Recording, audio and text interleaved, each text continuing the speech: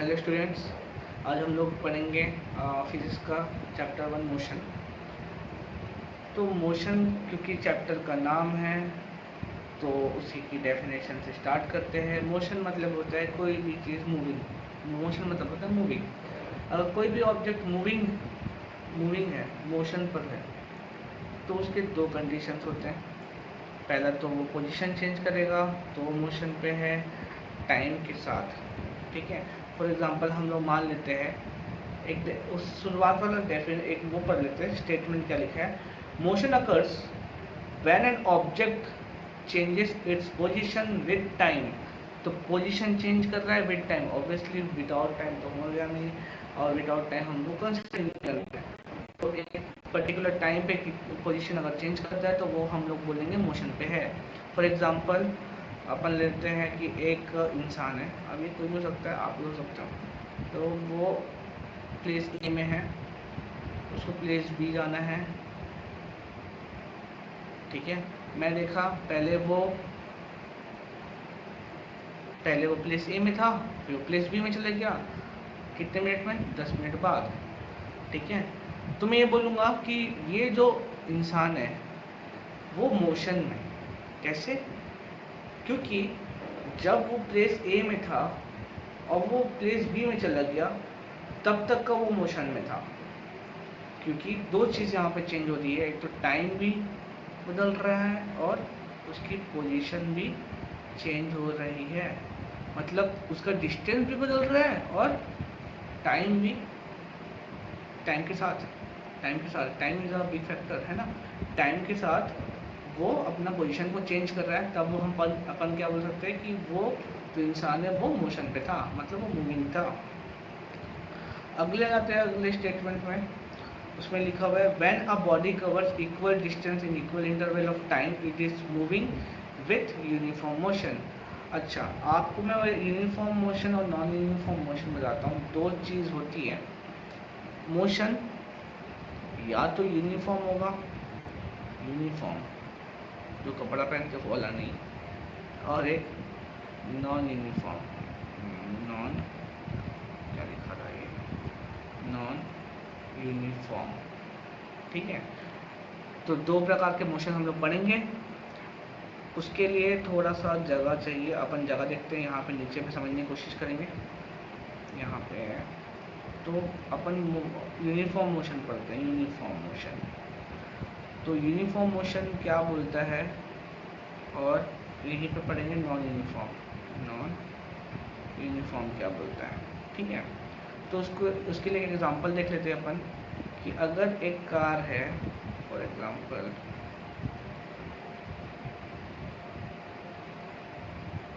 Place a है, place B है और ये प्लेस सी है। और थोड़ा गंदा ही बन गया प्लेस सी, तो प्लेस सी है, ठीक है। और ये है प्लेस ए, प्लेस बी और place C, A B C, ठीक है। तो कार यहाँ गई, फिर यहाँ पे आएगी कार छोटी क्यों हो गई ये मत सोचिएगा, ड्राइगन बहुत गंदा बनता है वैसे। और यहाँ क्यों बड़ी हो गई ये सब मत सोचिएगा। कार वही है जो कार वहाँ से चलाए थे, यहाँ पर भी हुई आएगी। हाँ, चलो अपन समझने की कोशिश करते हैं। फॉर एग्जांपल मैं मानता हूँ कि यूनिफॉर्म मोशन पे अपन देखते हैं। अगर मैं मानता हूँ कि ए से बी का डिस्टेंस है 10 किलोमीटर और बी से सी का डिस्टेंस है 10 किलोमीटर, और ये 10 किलोमीटर को ट्रैवल करने के लिए इसको लग रहा है 10 मिनट और इसको भी लग रहा है 10 मिनट। तब दो चीज़ अपने सामने आ रही है कि इक्वल इंटरवल ऑफ टाइम पे वो इक्वल डिस्टेंस कवर कर रहा है। तब हम बोलेंगे दो चीज़ें बेटे, है ना।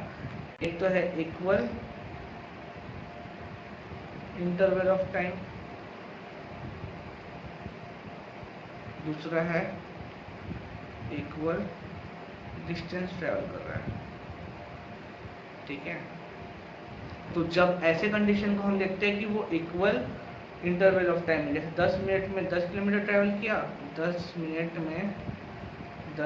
में 10 किलोमीटर ट्रैवल किया, और फिर अगले 10 मिनट में 10 किलोमीटर ट्रैवल किया। जब ऐसा सिचुएशन आता है तो हम बोलते हैं वो यूनिफॉर्म मोशन है। लेकिन नॉन यूनिफॉर्म मोशन में अपन क्या बोलते हैं कि फॉर एग्जांपल यहाँ से यहाँ 10 मिनट लगा और यहाँ से यहाँ पर भी उसको 10 मिनट ही लगा, लेकिन डिस्टेंस है यहाँ से यहाँ 5 किलोमीटर और यहाँ से यहाँ है 7 किलोमीटर। जब ऐसा सिचुएशन हो तब हम बोलेंगे कि वो नॉन यूनिफॉर्म मोशन पे है। क्यों? क्योंकि शुरुआत में आप सोचिए कि ये वो 10 किलोमीटर 5 किलोमीटर को ट्रैवल करने के लिए 10 मिनट लगा रहा है और अगले 7 किलोमीटर को उसने ट्रैवल कर लिया 10 मिनट में। तो बाद की तो स्पीड उसकी ज़्यादा रही होगी, तभी उसने ज़्यादा स्पीड में चला के ज़्यादा डिस्टेंस कवर किया होगा।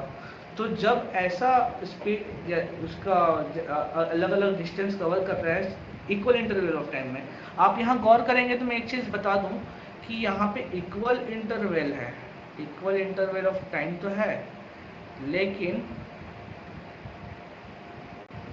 अनइक्वल डिस्टेंस ट्रेवल्ड, ठीक है। तो यहाँ इक्वल इंटरवल ऑफ टाइम है लेकिन अनइक्वल डिस्टेंस ट्रेवल्ड है। तो जब आप ऐसा कंडीशन देखते हैं तो हम समझ जाएंगे कि वो नॉन यूनिफॉर्म मोशन है, ठीक है। तो ये तो अपन समझ गए। इसके apart it is very important कि आप ये जो पॉइंट है, ये वाला पॉइंट है, both distance and time are important in describing motion. Obviously अगर डिस्टेंस और टाइम ना हो, अगर पता ना हो तो हम मोशन के बारे में कैसे पता लगाएंगे। अगर मोशन में है तो हम ये पता लगा सकते हैं कि वो डिस्टेंस ट्रैवल किया है कितने टाइम पे, ठीक है। तो रिलेटिव मोशंस पढ़ते हैं। पहला है रिलेटिव मोशन। तो रिलेटिव मोशन क्या होता है? When two objects are moving in a plane इधर इन अ सेम डायरेक्शन और opposite each have relative motion with respect to. इसका फुल फॉर्म क्या है? इसका फुल फॉर्म है विथ रिस्पेक्ट टू सेकेंड, ठीक है।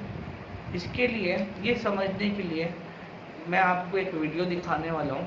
वो वीडियो को देखिए, फिर आपको अच्छे से समझ में आ जाएगा कि मैं क्या समझाने की कोशिश कर रहा हूँ। तो वीडियो देखते हैं।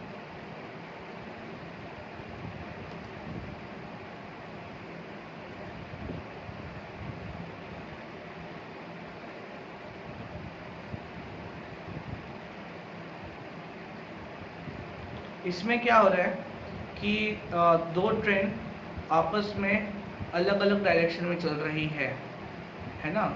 जब ये अलग अलग डायरेक्शन में चलती है तो हम लोग को हमेशा ट्रेन स्पीड दिखती है ना।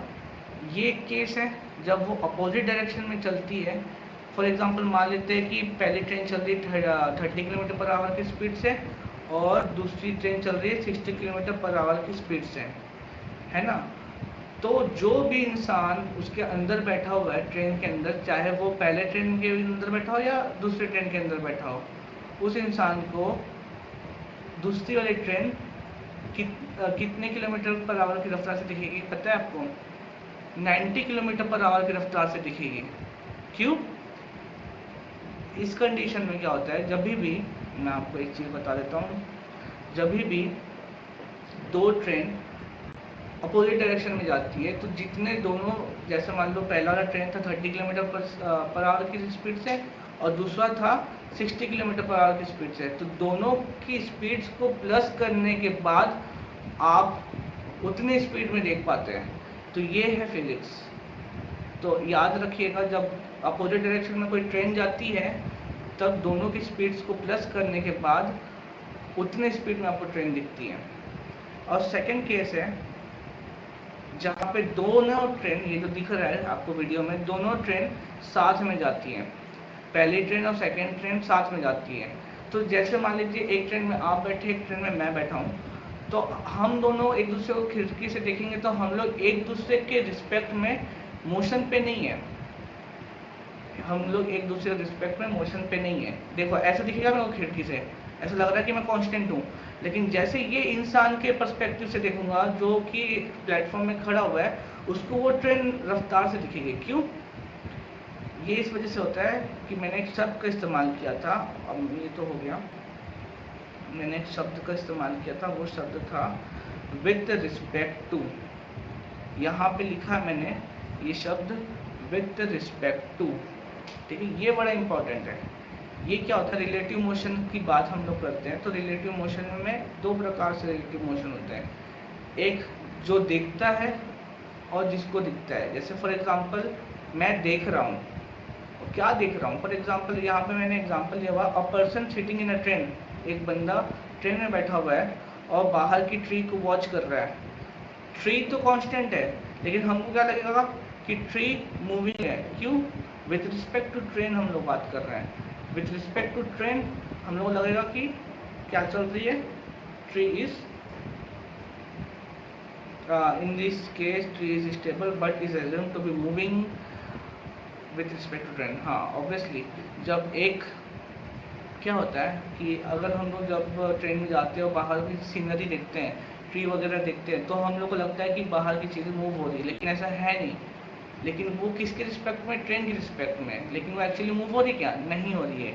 यही है रिलेटिव मोशन।